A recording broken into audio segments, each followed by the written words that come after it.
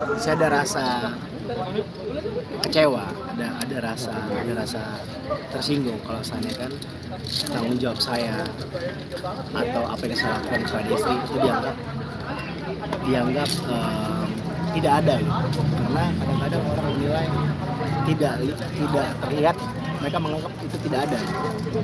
Tapi ya saya tidak perlu membuktikan sesuatu, biarkan saja nantinya waktu yang menjawab apa yang terjadi, apa yang sebenarnya ada yang di lingkungan kami, apa yang menjadi apa yang terjadi di rumah tangga kami itu kan nanti biar waktu aja menjawab gitu. Saya tidak perlu memaksa orang-orang, juga punya haknya untuk berpendapat.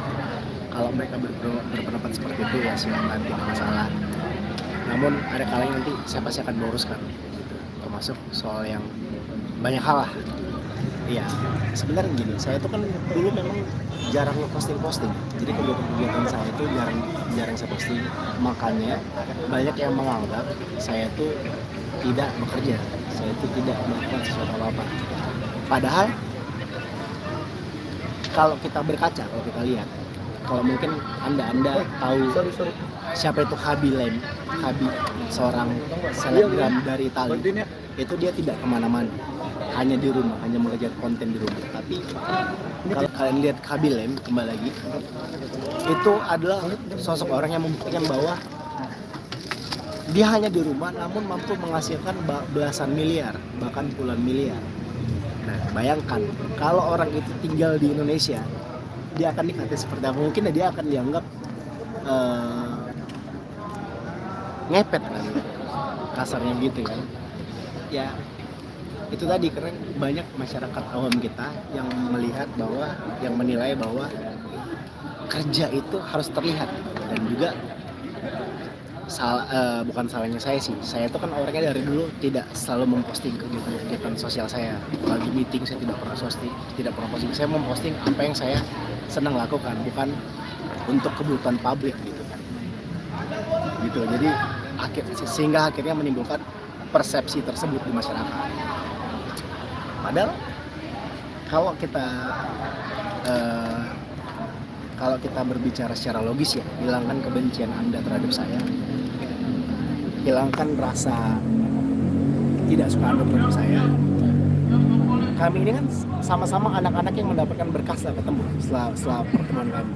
Saya dengan ketemu Lesti, bertemu dengan relasi-relasi yang akhirnya bisa menjalin kerjasama dengan saya. Lesti pun begitu. Kenapa saya bilang Lesti pun begitu? Karena Anda bisa melihat bagaimana perubahan Lesti dari sebelum kenal sama saya sampai sekarang. Itu terlihat perbedaan yang sangat luas, tapi masyarakat tidak melihat hal itu. Ibarat pepatah,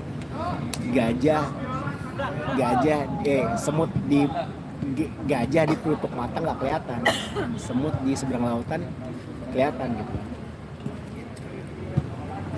gitu sih paling ya. Tapi ya kadang-kadang ketika saya lagi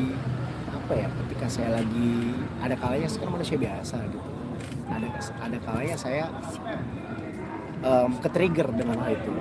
Ada kalanya saya bersifat sentimental terhadap hal-hal seperti itu, karena menurut saya suami yang sudah menafkahi istrinya, suami yang sudah bekerja, memberikan yang terbaik untuk istrinya, namun ternyata dianggap dipandang sebelah mata sama orang lain, itu menimbulkan luka di hati saya.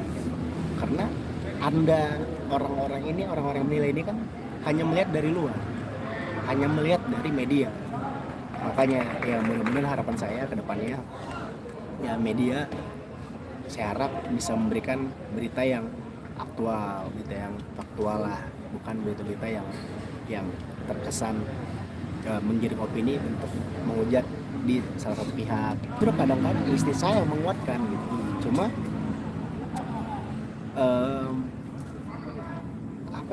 Cuma kadang-kadang istri saya tuh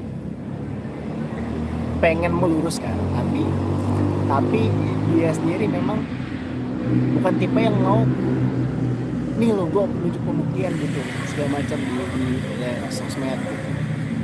Ya cuma kadang-kadang memang sesuatu hal itu perlu diluruskan, sesuatu hal itu perlu kita keluarkan gitu.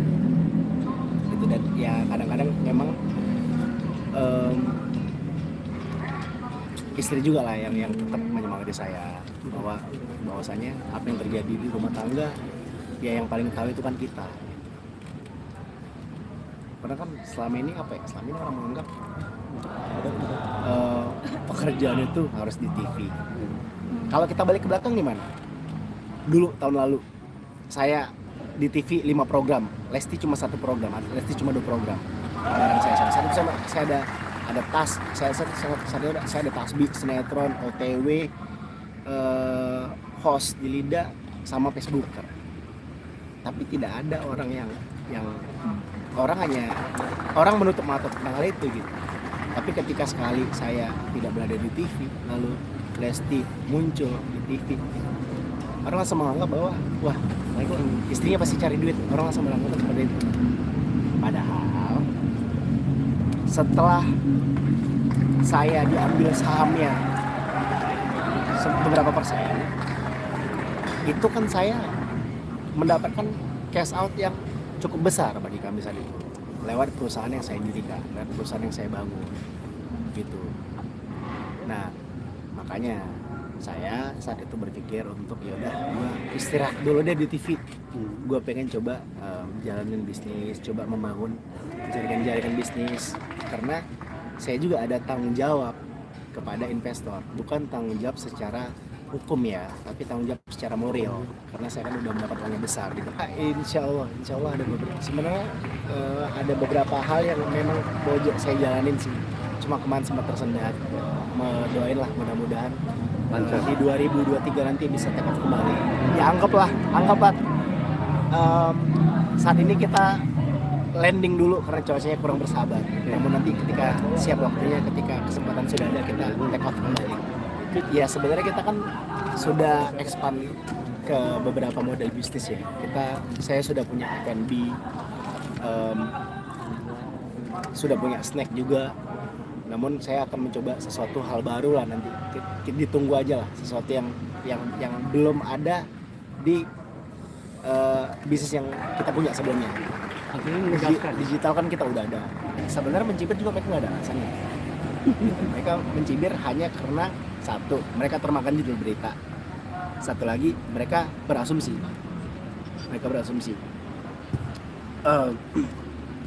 Gini. Ini tuh dulu belum ada. Omongan seperti ini tuh tidak pernah ada dulu awal-awal saya ketemu. Namun saya perhatikan saat saya ketemu sama Lesti, itu kan saya lagi banyak programnya, lagi kenceng-kencengnya gitu kan ya, lagi getol-getolnya cari duit kan. Nah saat itu netizen umum itu membanding-bandingkan. Jadi bukan saat ini aja mereka membandingkan. Dulu membanding-bandingkan, dulu sama, cuma bedanya Lesti di posisi terjepit saat itu. Maksudnya gini, netizen umum menganggap bahwa wah beruntung banget ya Lesti ya, dapat Bilar udah gini gitu. Padahal ya kita sama-sama beruntung.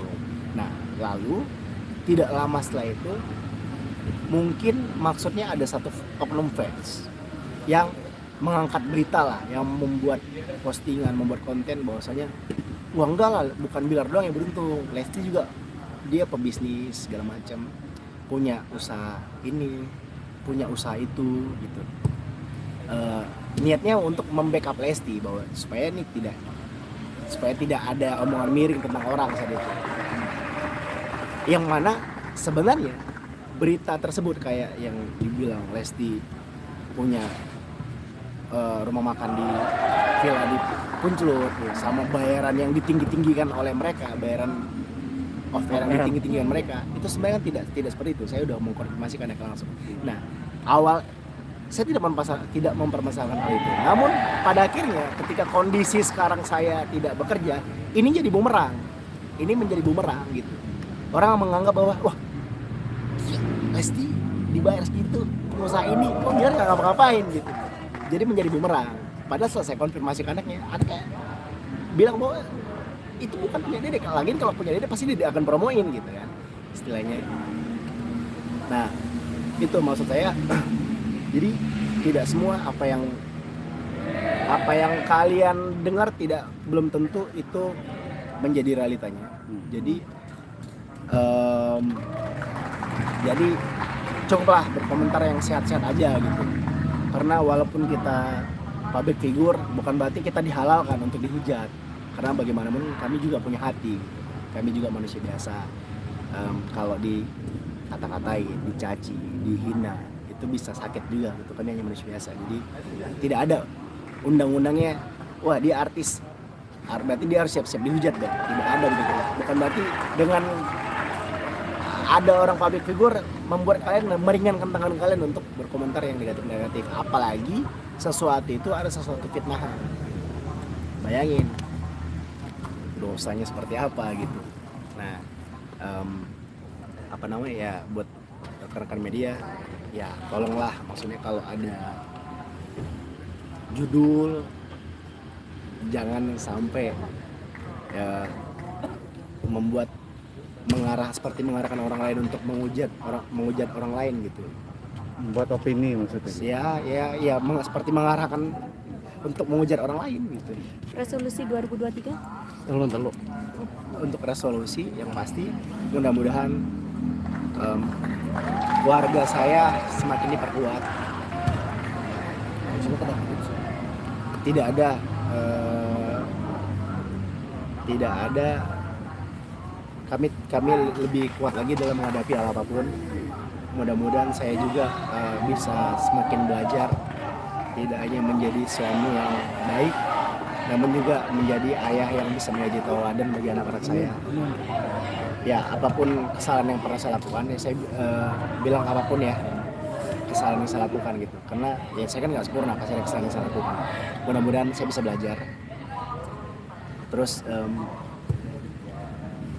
mudah-mudahan kami ini, orang tua ini, bisa menjadi orang tua yang menjadi contoh lah, bisa mendidik anak-anak kami sehingga menjadi anak-anak yang berbakti.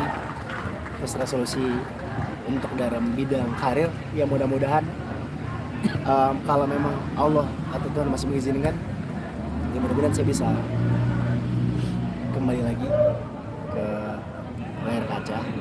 Itu bukan sesuatu yang dipaksa, karena kan setiap satu pintu tertutup ada 999 pintu lainnya. Namun saya menjadikan pekerjaan di layar kaca adalah pekerjaan sebagai hobi gitu ya, bukan untuk mencari duit. Karena kalau bisa keduanya kenapa enggak gitu, entertainer plus entrepreneur gitu. Ya mudah-mudahan lah apapun langkah-langkah yang saya jalankan bisa dipermudah oleh Allah. Lar, klarifikasi sedikit tentang Leslar Entertainment, mungkin kapan kembali comeback lagi? Iya, sebenarnya kemarin saya ada reshuffle ya. Reshuffle karena kami ini kan belum ada produksi. Sebenarnya dengan saya off produksi, dengan saya tidak mengeluarkan apapun, dengan saya mematikan Instagram, ini membuktikan bahwa kembalinya kami, bersatu kembalinya kami, itu bukan karena cuan, bukan karena duit. Ini sebenarnya mematahkan omongan-omongan miring tentang kami yang bilang, wah ini pasti karena cuan, makanya balik lagi karena duit, gitulah segala macam. Karena saya tegaskan bahwa kalau seandainya kami kembali karena duit, saya udah banyakin konten dari kemarin. Saya udah buka Instagram saya, endorse saya tetap jalan kan. Begitu saya buka Instagram, ini saya sengaja rehat, sengaja saya recovery untuk fokus lah dengan keluarga gitu. Jadi karena tidak adanya produksi, saya akhirnya memutuskan untuk mengistirahatkan anak-anak dulu. Jadi sampai tiba waktunya ketika kami udah siap kembali, udah siap untuk mengisi konten-konten kesenangan kami atau menghibur anda-anda yang nanti kami akan tampil. Rumah baru yang sedang dibangun prosesnya sampai berapa? Kemarin itu masih dalam proses RAD, namun ada revisi konsep yang menurut saya kurang cocok.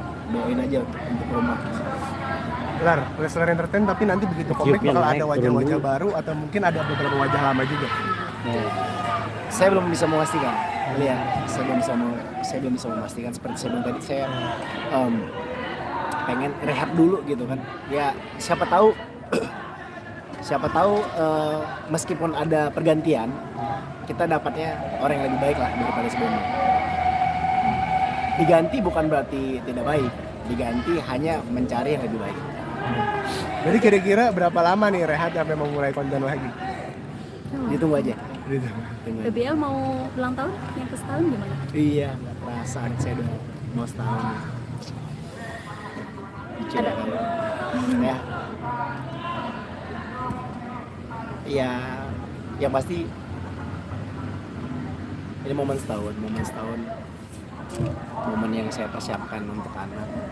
Ya mudah-mudahan apa yang kami berikan di setahun ulang tahun anak kami bisa menjadi momen yang tidak akan kami lupakan bagi saya dan menjadi sesuatu memori yang akan diingat juga buat anak saya nanti. Nanti ada kado spesial. Sudah dipersiapkan. Ada perayaan? Kita lihat nanti. Ajang mengajak untuk liburan nanti, liburan rencananya. Kepo ya? Berarti sekalian umroh nih Bang. Belum tahu insya Allah. Mudah-mudahan. Ya kalau dikasih ada kesempatan umroh, soalnya kan dari dulu saya pengen umroh tapi belum dikasih kesempatan lah. Gitu. Kadang saya yang lagi nggak bisa waktunya. Tapi mudah-mudahan kalau tiba waktunya dikasih jalannya bisa ke tanah suci. Tahun depan ada rencana nambah adik bintang. Kemarin saya tanya sama anak saya, El mau adik lagi ya? Belum katanya, belum.